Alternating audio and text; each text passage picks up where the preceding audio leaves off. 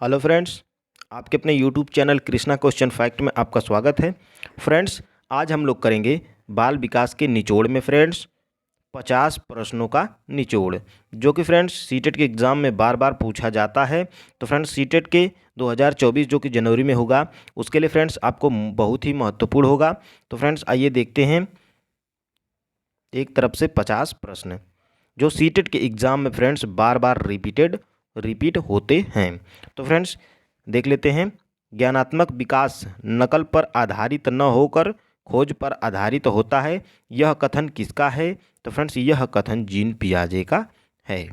आइए फ्रेंड्स देख लेते हैं आगे।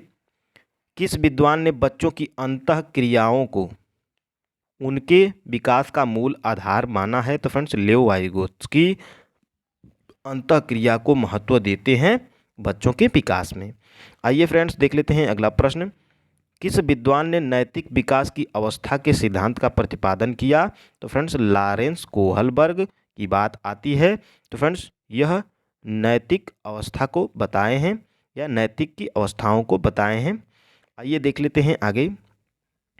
पियाजे के अनुसार बच्चा किस अवस्था में अपने परिवेश की वस्तुओं को पहचानने एवं उनमें विभेद करने लगता है? तो फ्रेंड्स पूर्व संक्रियात्मक अवस्था में बच्चा पियाजे के अनुसार अपने परिवेश की वस्तुओं को पहचानने एवं उनमें विभेद करने लगता है। आइए फ्रेंड्स देख लेते हैं आगे। पियाजे ने किसी बच्चे के विचारों में नए विचारों के समावेश हो जाने को क्या कहते हैं? तो फ्रेंड्स आत्मसातीकरण कहते हैं।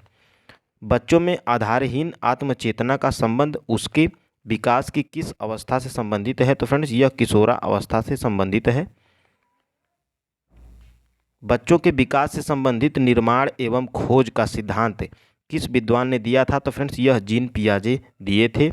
लॉरेंस कोहलबर्ग द्वारा प्रतिपादित नैतिक विकास के सिद्धांत के अनुसार पूर्व नैतिक अवस्था की अवधि क्या है? तो फ्रेंड्स पूर्व नैतिक अवस्था की अवधि पियाजे लॉरेंस कोहलबर्ग दिए हैं, जिसकी जन्म से 2 वर्ष तक की आयु पूर्व नैतिक अवस्था कहलाती है। आइए फ्रेंड्स देख लेते हैं आगे।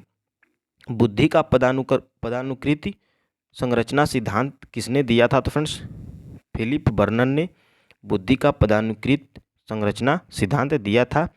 बुद्धि का एकीकृत संरचना सिद्धांत किसने दिया था? तो फ्रेंड्स जेपी गिलफोर्ड ने बुद्धि का एकीकृत संरचना सिद्धांत दिया था।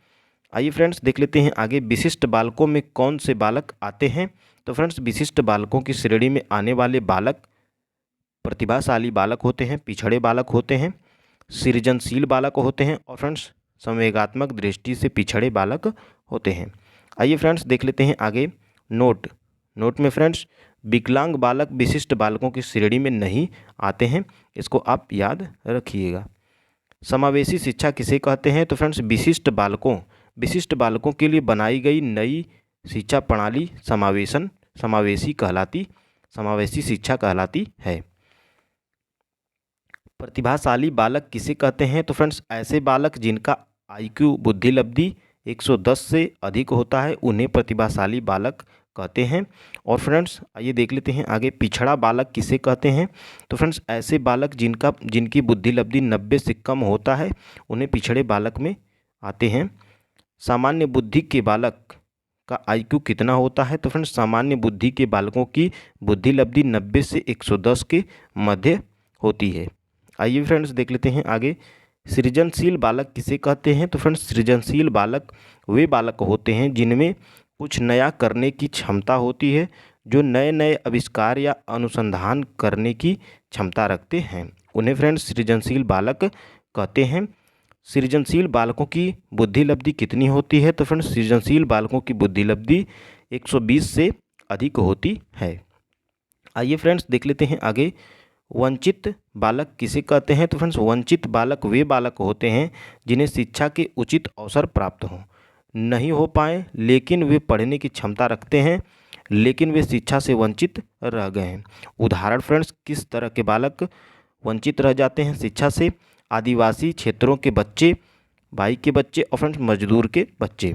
आइए फ्रेंड्स देख लेते हैं आगे। बालक अपराधी बालक कौन होते हैं? तो फ्रेंड्स बालक अपराधी बालक वे बालक होते हैं जो समाज के मान्य अधिनियम का उल्लंघन करते हैं, वह बालक अपराध बालक में आते हैं।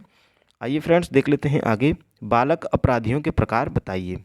तो फ्रेंड्स बालक अपराधियों के प्रकार चोरी करने वाले बालक, और फ्रेंड्स स्कूल का फर्नीचर तोड़ने वाले बालक, और स्कूल में मारपीट और हिंसा करने वाले बालक, स्कूल के रिपोर्ट कार्ड में छेड़छाड़ करने वाले बालक होते हैं। आइए देख लेते हैं आगे। मानसिक रूप से मंद बालकों को सिखाने में कौन सा सिद्धांत उपयोगी है या सहयोगी है। तो फ्रेंड्स शास्त्रीय अनुबंधन सिद्धांत मानसिक रूप से मंद बालकों को सिखाने में बहुत ही उपयोगी होता है। छात्रों में अच्छी आदतों के निर्माण में सिद्धांत सहयोगी है। तो फ्रेंड्स पावलाव का शास्त्रीय अनुबंधन सिद्धांत छात्रों में अच्छी आदतों के निर्माण में यह उपयोगी होता है। अन्वेषण या खोज विधि पर कौन सा सिद्धांत बल देता है। तो फ्रेंड्स ब्रूनर का संज्ञानात्मक सिद्धांत अन्वेषण या खोज विधि पर बल देता है। जीवन विधि बल देती है। तो फ्रेंड्स कुर्ट लेविन या क्षेत्र के सिद्धांत पर बल देती है। गेस्टाल्टवादी विद्वान किस देश के निवासी थे। तो फ्रेंड्स जर्मनी के निवासी थे। गेस्टाल्ट का अर्थ है तो फ्रेंड्स संपूर्ण समग्र रूप से गेस्टाल्ट का अर्थ है। आइए देख लेते हैं आगे। प्रतिस्थापन का सिद्धांत किसने दिया था। तो फ्रेंड्स गुथरी के द्वारा प्रतिस्थापन का सिद्धांत दिया गया था। स्व सिद्धांत का जनक किसे माना जाता है। तो फ्रेंड्स कार्ल रोजर को स्व सिद्धांत का जनक माना जाता है। आवश्यकता का पद सोपान सिद्धांत किसने दिया था। तो फ्रेंड्स अब्राहम मैस्लो के द्वारा आवश्यकता का पद सोपान सिद्धांत दिया गया था। कार्ल रोजर किस विचारधारा के समर्थक थे। तो फ्रेंड्स मानवतावादी विचारधारा के समर्थक थे हमारे मनोवैज्ञानिक कार्ल रोजर्स। आइए फ्रेंड्स देख लेते हैं आगे। पर्यटन विधि के जनक कौन हैं। तो फ्रेंड्स पेस्टोलॉजी पर्यटन विधि के जनक हैं। खोज अनुसंधान ह्यूरिस्टिक विधि के जनक कौन है। तो फ्रेंड्स आर्मस्ट्रांग खोज अनुसंधान ह्यूरिस्टिक विधि के जनक हैं। खोज विधि का संबंध किससे है। तो फ्रेंड्स भूतकाल से संबंध है खोज विधि का संबंध। आइए देख लेते हैं आगे। अन्वेषण विधि के जनक कौन है। तो फ्रेंड्स अन्वेषण विधि के जनक आर्मस्ट्रांग हैं। अन्वेषण विधि का संबंध किससे है। तो फ्रेंड्स वर्तमान काल से है। पढ़ाने की सबसे अच्छी विधि कौन सी मानी जाती है। तो फ्रेंड्स प्रोजेक्ट विधि पढ़ाने की सबसे अच्छी विधि मानी जाती है। आइए फ्रेंड्स देख लेते हैं आगे। परियोजना विधि के जनक कौन है। तो फ्रेंड्स अमेरिका के प्रसिद्ध शिक्षा शास्त्री जॉन डीवी के योग्य शिष्य किलपैट्रिक परियोजना विधि के जनक हैं। आइए देख लेते हैं आगे। सूक्ष्म शिक्षण माइक्रो टीचिंग के जनक कौन है। तो फ्रेंड्स रॉबर्ट ब्रूस सूक्ष्म शिक्षण माइक्रो टीचिंग के जनक हैं। इकाई उपागम के जनक कौन है। तो फ्रेंड्स मॉरिसन इकाई उपागम के जनक हैं। जन्म के समय बालक में कितनी हड्डियां होती हैं। तो फ्रेंड्स 270 हड्डियां होती हैं। आइए फ्रेंड्स देख लेते हैं आगे। स्वयं की भावनाओं तथा संवेगों को नियंत्रित करने से संबंधित बुद्धि को क्या कहा जाता है। तो फ्रेंड्स भाषाई बुद्धि कहा जाता है। बीने साइमन परीक्षण द्वारा किसका मापन किया जाता है। तो फ्रेंड्स सामान्य बुद्धि का मापन किया जाता है बीने साइमन परीक्षण द्वारा। आइए फ्रेंड्स देख लेते हैं आगे। मानसिक आयु के प्रत्यय का सर्वप्रथम प्रयोग किस विद्वान ने किया था। तो फ्रेंड्स बीने साइमन द्वारा मानसिक आयु के प्रत्यय का सर्वप्रथम उपयोग किया गया था। 140 से अधिक बुद्धिलब्धि आईक्यू वाले बच्चों को किस श्रेणी में रखा जाता है। तो फ्रेंड्स प्रतिभाशाली बालकों में आते हैं जिनकी बुद्धिलब्धि फ्रेंड्स 140 से अधिक होती है।